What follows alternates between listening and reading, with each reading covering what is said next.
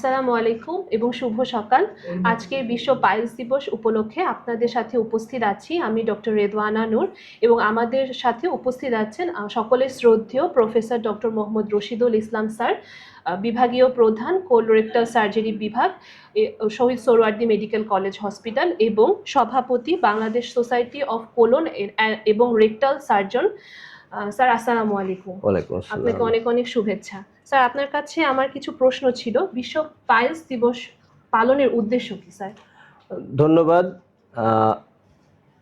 বিশ্ব পাইলস দিবস পালনের প্রধান উদ্দেশ্য আমাদের দেশের সাধারণ জনসাধারণের মধ্যে পাইলস সম্বন্ধে সচেতনতা বৃদ্ধি করা। এই সচেতনতা বৃদ্ধির প্রধানত দুটো দিক আছে। একটা দিক, যাদের পাইলস এখনো হয়নি তাদের ভবিষ্যতে যাতে পাইলস না হয় তার জন্য কিছু পরামর্শ, সেই পরামর্শ মতো জীবনযাপন করে পাইলস থেকে তাদেরকে মুক্ত রাখা। এবং দ্বিতীয় উদ্দেশ্য, যাদের ইতিমধ্যে পাইলস হয়ে গেছে তাদের বিজ্ঞানসম্মত চিকিৎসা নিয়ে পাইলস থেকে সুস্থ হয়ে ওঠা। ধন্যবাদ স্যার। আপনার কাছে আমার আরেকটি প্রশ্ন ছিল। স্যার, পাইলস রোগীদের উপসর্গ কি কি হতে পারে? কি উপসর্গ হলে রোগীরা মনে করবে যে তারা পাইলস রোগে ভুগছে? ধন্যবাদ। পাইলস রোগের প্রধানত দুটো উপসর্গ খুব বেশি দেখা দেয়। একটা উপসর্গ পায়খানা করার সময় বা পায়খানার পরে পায়ুপথ দিয়ে রক্ত পড়া। এই রক্তটা সাধারণত লাল টকটকে রক্ত হয় এবং পায়খানার পরে ফোঁটায় ফোঁটায় পড়ে। আর দ্বিতীয় যে উপসর্গটা দেখা দেয় সেটা হচ্ছে পায়খানা করার সময় রোগী যখন পানি খরচ করে তখন সে হাতে অনুভব করে পায়ুপথের মধ্য থেকে রক্তনালীর কুণ্ডলীগুলো পায়ুমুখ দিয়ে বাইরে চলে আসে। এই দুটো উপসর্গ ছাড়াও আরও কিছু উপসর্গ থাকে, তবে সাধারণত পাইলসে জটিল না হলে সেই উপসর্গ থাকে না এবং জটিল পাইলস ছাড়া সাধারণ পাইলসে সাধারণত ব্যথা থাকে না। ধন্যবাদ স্যার জ্ঞান গর্ভমূলক একটা উপদেশ দেওয়ার জন্য। স্যার, আরেকটি প্রশ্ন হচ্ছে, পাইলস রোগটি কেন হয় স্যার? দেখুন, পাইলস রোগের অনেকগুলো কারণের মধ্যে অন্যতম কারণ দীর্ঘদিনের কোষ্ঠকাঠিন্য থাকা।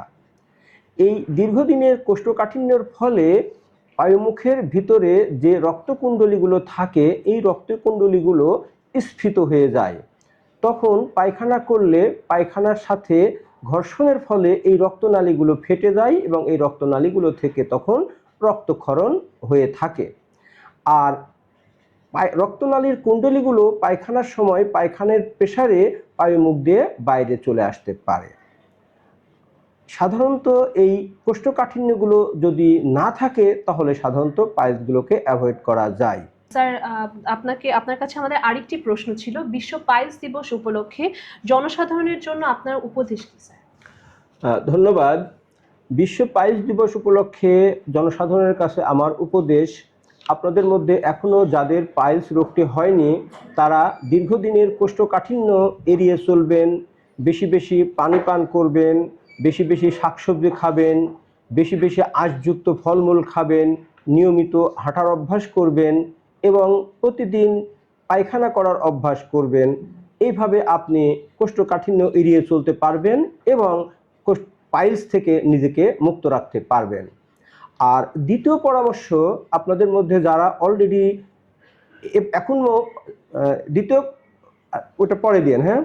এবং দ্বিতীয় পরামর্শ, আপনাদের যারা পাইলসে আক্রান্ত হয়েছেন তারা দ্রুত একজন বিশেষজ্ঞ চিকিৎসকের পরামর্শ নিন, বিজ্ঞান ভিত্তিক চিকিৎসা নিন এবং দ্রুত সুস্থ হয়ে উঠুন। ধন্যবাদ স্যার, আপনার মূল্যবান সময় এবং জ্ঞানের মাধ্যমে আমাদেরকে সমৃদ্ধ করা এবং পাইলস সম্পর্কে আমাদের দর্শকদের সচেতন করার জন্য আপনাকে অসংখ্য ধন্যবাদ। আপনাকেও ডাক্তার রেদওয়ানা নূর ঐশী, আপনাকেও অনেক ধন্যবাদ। এবং আপনাদের মধ্যে যারা ইতিমধ্যে পাইলসে ভুগছেন তারা দ্রুত একজন বিশেষজ্ঞ চিকিৎসকের শরণাপন্ন হন, বিজ্ঞান ভিত্তিক চিকিৎসা নিন এবং সুস্থ হয়ে উঠুন। ধন্যবাদ।